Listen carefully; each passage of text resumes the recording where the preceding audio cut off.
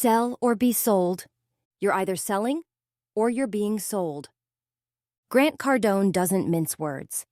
In Sell or Be Sold, he delivers a relentless wake-up call to anyone coasting through life without mastering the art of persuasion. Whether you're a business owner, employee, leader, or parent, you are always selling. The question is, are you in control of the pitch or are you being pitched to? If you can't close, you'll be closed. If you can't influence, you'll be influenced. And if you don't sell your vision, someone else's agenda will run your life. This book is not about sleazy tactics or slick words. It's about mastering belief, urgency, and conviction. Because sales isn't just a profession, it's a way of thinking, acting, and living. Let's jump in. Chapter 1. Selling is life. Everything is a sale. Every interaction is an exchange of influence.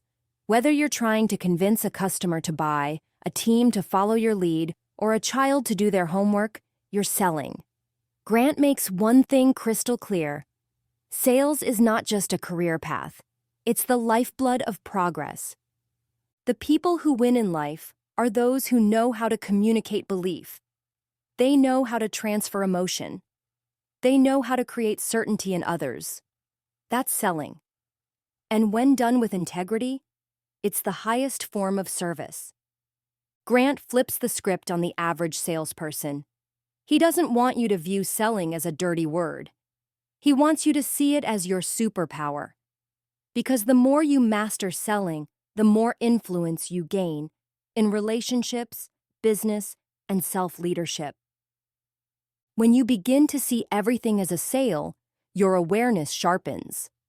You notice how people negotiate time, attention, decisions. You realize that your ability to succeed is directly linked to how well you can create agreement. And if you're not creating it, someone else is. The world will sell you on fear, on playing small, on waiting. But when you know how to sell your value, your vision, and your voice, you win. Chapter 2. Obsession is your advantage. Forget balance. Grant preaches obsession. The world loves to reward moderation. But in sales, the top producers are obsessed. They're not dabblers. They don't clock out. They live and breathe their mission. And that's why they dominate. Obsession isn't a weakness. It's a weapon. Grant teaches that obsession is the natural state of someone who truly believes in what they offer. When you're obsessed, you don't make excuses. You make moves. You don't wait for opportunity. You create it. You follow up 10 times when others stop at 2.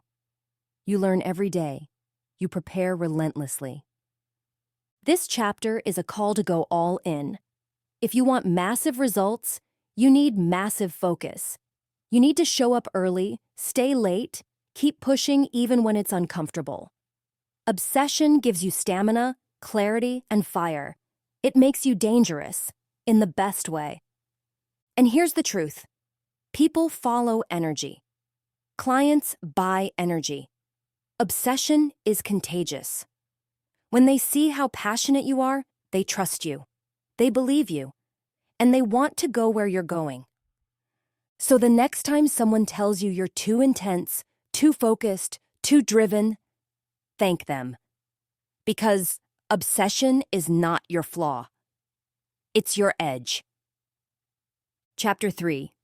The only problem is obscurity. Most salespeople think rejection is the biggest hurdle. It's not. The real enemy is obscurity. If no one knows who you are, what you offer, or why you matter, they can't buy from you. Grant makes this the centerpiece of his strategy. Get attention or get forgotten. Visibility is the gateway to every opportunity. That means you can't be passive. You can't wait for leads. You must take massive, aggressive, consistent action to make yourself known. This doesn't mean spamming. It means being everywhere your audience is, consistently showing up with value, certainty, and conviction. It means being top of mind, always, not once, not occasionally, always. Obscurity also applies to mindset. If you're not clear on your own value, no one else will be. Grant pushes you to own your worth, amplify your voice, and take up space. Because if you stay silent, someone else will fill the void. The marketplace rewards visibility. If you're tired of struggling, tired of waiting, tired of staying small, then increase your presence. Flood the world with your message. Knock on more doors, make more calls, take more shots. Being the best-kept secret doesn't pay. Being known does. Chapter 4. Handle objections before they arise. Objections aren't obstacles. They're indicators.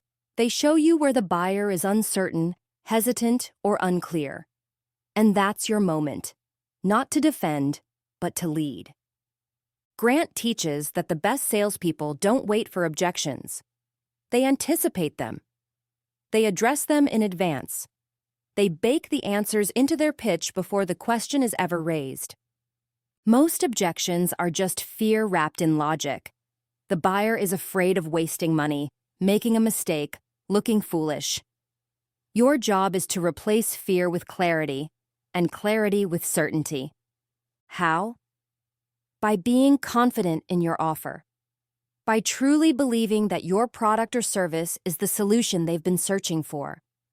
That belief gives you authority, and authority breeds trust. Grant reminds us, you never argue, you never push, you guide, you lead with conviction, you help the buyer feel safe. And when they feel safe, they move. This chapter will sharpen your emotional intelligence. It will teach you to listen deeper, speak stronger, and navigate uncertainty with power. Because in the end, selling isn't about pressure, it's about precision. Chapter 5. Close like your future depends on it, because it does. Grant's mantra, always be closing, isn't about manipulation. It's about momentum. It's about never leaving a conversation without guiding it toward decision. The close isn't a moment. It's a mindset. You must believe that what you offer is not just good. It's necessary. That without it, your prospect stays stuck. When you sell with that kind of conviction, closing becomes natural. This chapter dives deep into the psychology of the close. It's not about pressure. It's about positioning. You position your offer as the obvious solution, the next step, the path forward. You make it harder to say no than yes. Grant shows that closing takes energy, urgency, repetition. You don't just ask once. You follow through. You stand firm. And you do it all with confidence, not arrogance, not desperation, but certainty. You close like their life depends on it. Because in many cases, it does. Your product may save them time, money, stress, or years of frustration. So closing is not a favor to you. It's a gift to them. Salespeople who shy away from the close don't believe in what they're selling. But if you believe, truly believe, you'll close every time, boldly, unapologetically, professionally. You were born to sell. Sell or be sold isn't a book. It's a battle plan. If you're in business, you're in sales. If you're in leadership, you're in sales.